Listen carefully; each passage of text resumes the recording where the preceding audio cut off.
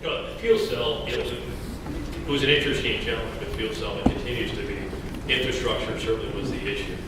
We don't see, though there are certainly local grid issues, transformer issues locally in communities, we think the ability for the infrastructure is there. Look around the room. How many hydrogen fueling stations do you see? How many gas stations do you see? But how many plugs? Right. So the infrastructure is already there. We're an American, we're an electric nation. It may not be in the voltage we want. It may not be at every curbside parking spot. It may not be at every restaurant.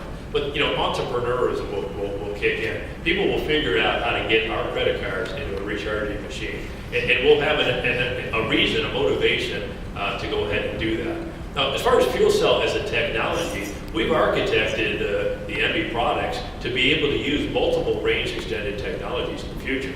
Today it will be an internal combustion engine. We can use flex fuel, biofuels, and turn a generator. But in the future, a fuel cell is an electric generator.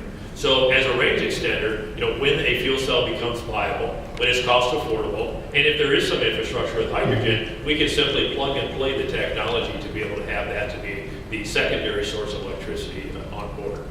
Then your second question is, I completely encourage Fisker and everybody else to be successful in this space. We all need to be successful. We all need to be rowing in the same direction.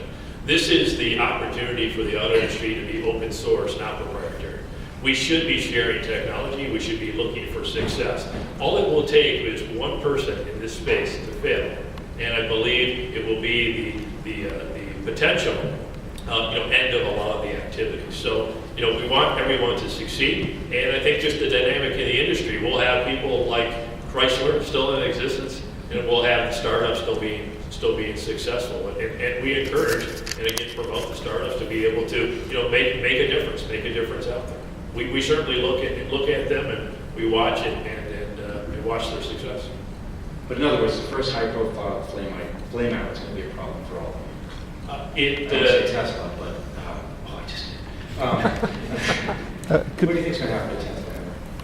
Well, I don't have a lot of comments about what's going to happen to them in particular, but I think that what's going to happen in the car industry generally is that if you look at America, one strange thing that very few people really talk about is that America is the largest car-consuming country in the world, and it's built around cars, yet there has only been 3 large car companies in America in the same town for all these years.